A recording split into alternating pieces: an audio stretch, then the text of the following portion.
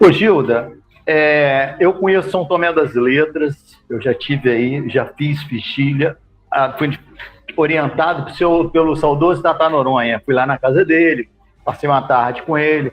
Aí ele falou comigo: meu filho, quando for 10 horas da noite, você vai para um localzinho tal, na roça tal, fica lá no cantinho tal, quietinho, não faz barulho nenhum, senta lá que você vai ver. Dito e feito, eu cheguei lá, fui eu, minhas duas filhas, fui com minha esposa na época, nós paramos lá, estamos lá, e de repente, aqui tem até no Morro do Peão aí que apareceu uma luz assim grandona.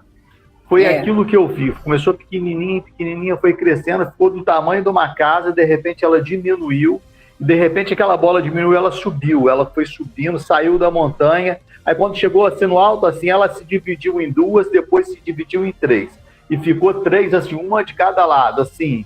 Ali, de repente, elas voltaram, se juntaram de novo, se apagaram. Aí teve uma certa hora, minha filha era pequena, ela começou assim, vendo luzes dentro, assim, ao nosso redor na mata, ela começou vendo umas luzes pequenas, ela começou a chorar. Aí eu também fiquei com muito receio, entrei no carro, fui embora. Então, quando eu estive lá em São Tomé, eu saí perguntando às pessoas se eles já viram coisas, e é o que você falou, é comum você chegar lá e os moradores se darem um relato. Então, teve um senhor lá que ele me contou um relato muito interessante, ele tem até um barzinho indo para o Poço das Esmeraldas, um poço lá que as pessoas estão, um riozinho, um lago, não sei. É poço, né? Das Esmeraldas. Então, aí ele tem um barzinho assim que ele serve almoço, aí eu perguntando ele se ele já tinha visto alguma coisa, ele comentou que uma vez ele estava voltando assim tarde da noite, assim 10 horas da noite, ele viu um farol assim no alto do morro, assim, da subida do morro, perto da casa dele na estrada de chão, e ele correu achando que fosse um caminhão, ele queria pegar uma carona. Quando ele chegou lá, ele falou que era um objeto redondo, cheio de luz. Ele falou que ele voltou, ficou com medo, de repente o objeto se apagou e foi subindo. Aí quando eu fui sozinho lá no Poço das Esmeraldas, aí eu fui sozinho caminhar naquelas ruas de chão, eu senti receio. Eu não te nego, não. Eu andava, assim, toda hora eu olhava por trás, parecia que alguma coisa ia chegar atrás de mim.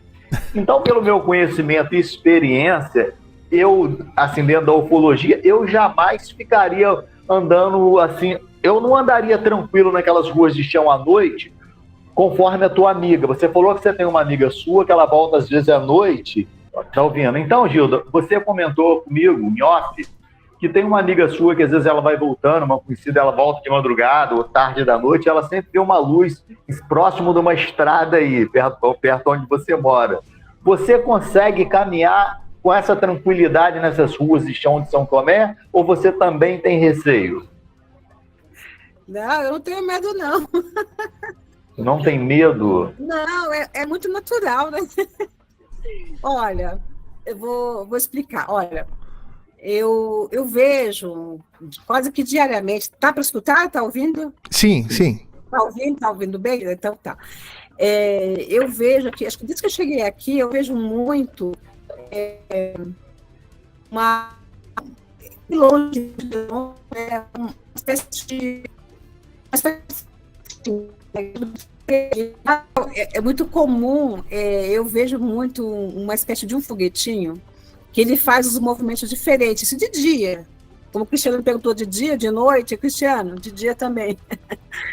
E eu vejo muito, assim, constantemente, né, esse foguetinho. Eu via muito de longe, assim, eu vi que ele fazia os movimentos diferentes, via que estava sempre por aqui.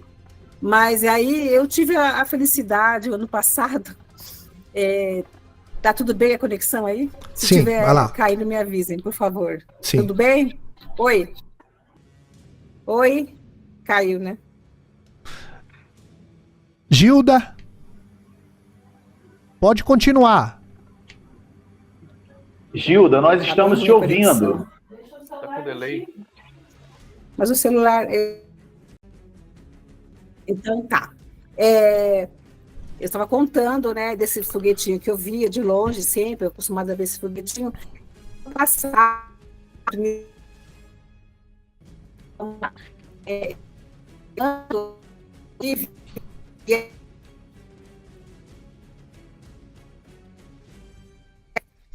E eu estava na janela do avião, E aí eu, olhando para baixo, assim, eu consegui ver um cilindro metálico muito fininho, assim, sabe? De longe, assim, não de muito perto. E ele estava abaixo do avião. E ele passou transversal para a minha direita com muita rapidez, sabe? Ele passou assim por baixo do Boeing, do avião.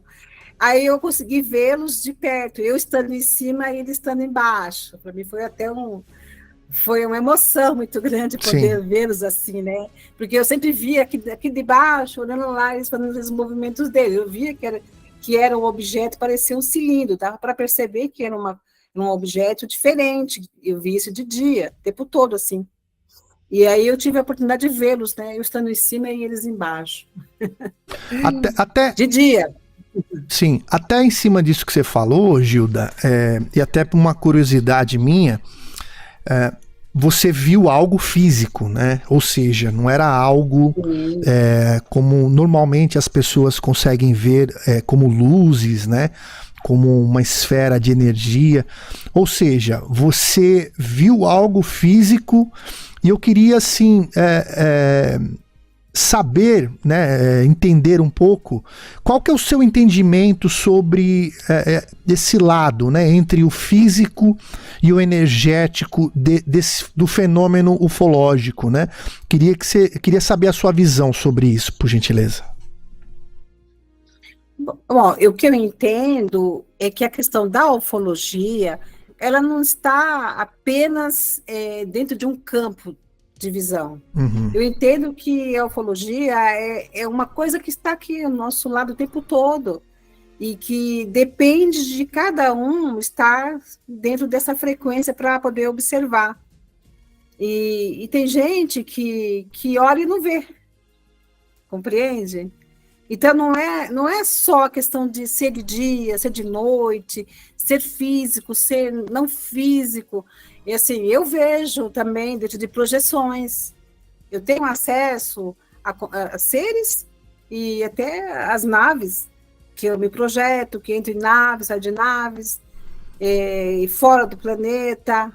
Então, assim, não é uma situação propriamente de estar vendo o físico, não, porque eles estão presentes, mas uma vez eu vi uma nave na praia de Toque-Toque, em São Sebastião.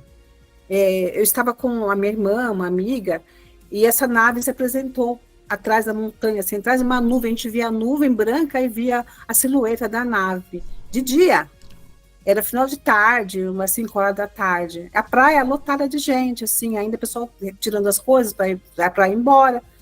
Mas as pessoas não viram.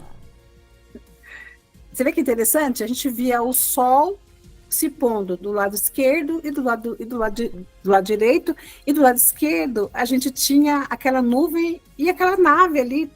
Eu fiquei olhando para ver se o pessoal ninguém estava vendo nada. Eu pensei assim, como que as pessoas não estão vendo? Mas você acha que é a desatenção do pessoal, ou você acha que ele apareceu apenas para os olhos de vocês? Como é que você considera essa... Eu vejo que tudo é uma questão de vibração. Você está alinhado ou não para o contato.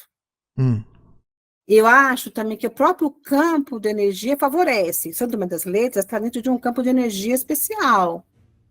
Então, ele favorece com que as pessoas já cheguem aqui por conta da própria atmosfera do terreno, que elas se elevem um pouco mais para estar facilitando essa entrada de linha de contato.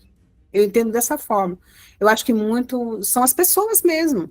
E tem gente que corre atrás de contato e não vê nada.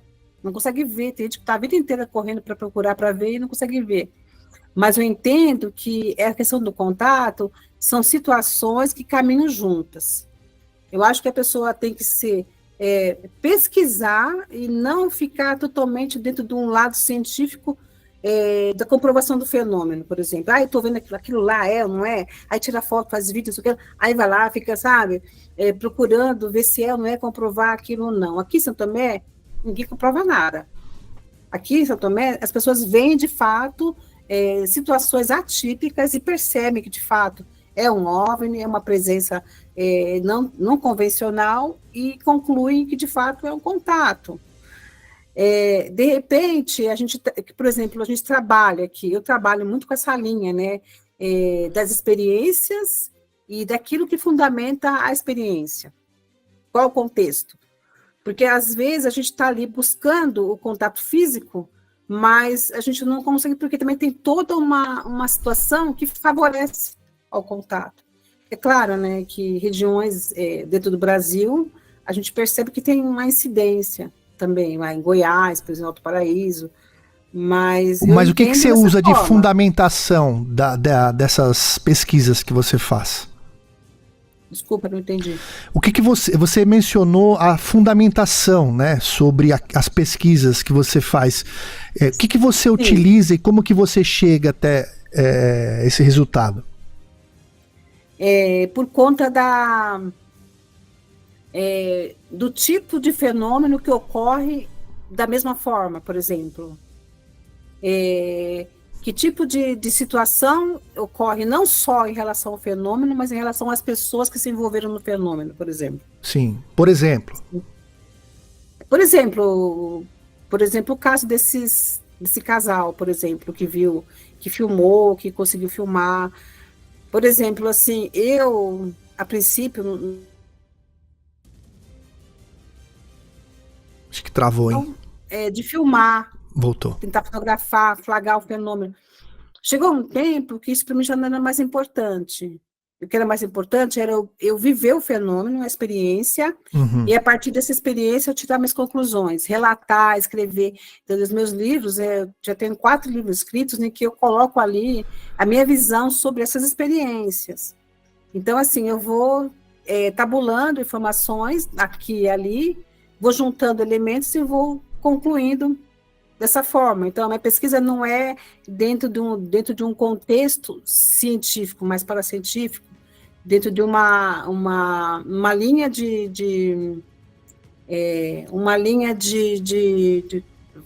conhecimento, não digo oculto, mas é um conhecimento mais ligado ao subjetivo, e não à coisa objetiva.